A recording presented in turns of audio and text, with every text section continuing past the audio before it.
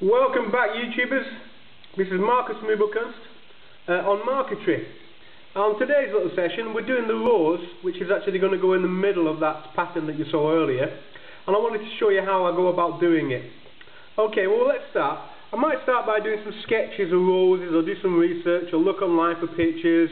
Even on birthday cards you can find roses. Well, basically you have your sketch, and then what you do, you trace over the sketch with tracing paper, and then from that what you'll find is it's made up of lines and segments like a little jigsaw puzzle.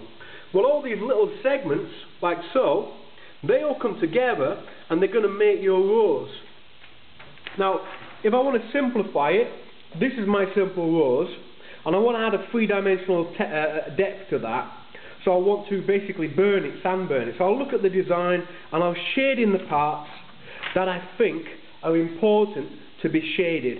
Now, these parts are basically one segment but with lines on, and this is the area I'm going to burn. Now, of course, the real segment will actually be smaller, the one I'm going to cut out. And I do that because I know that the wood is going to shrink when it comes into contact with the heat and hot sand when it burns, because it loses moisture, it loses weight, it shrinks. It's so simple as that. If I did them to this size first, then it would shrink, be all small, it would probably be distorted because the grain, the way that the wood moves as it shrinks in different comparisons, blah blah blah.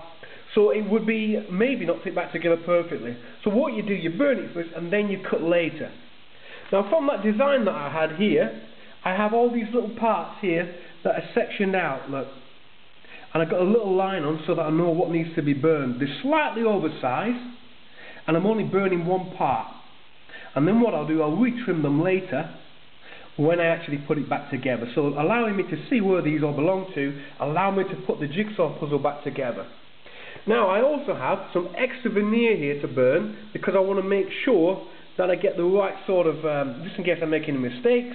And I can also do a few extras. This allows me to test the depth and the darkness of the shading done on the sand burning effect. So don't actually just pour them in, because you might never get them out again. Anyway, this is the first stage of the rose, and you'll see it going through the processes as I continue. Hope you enjoy it. Thanks a lot.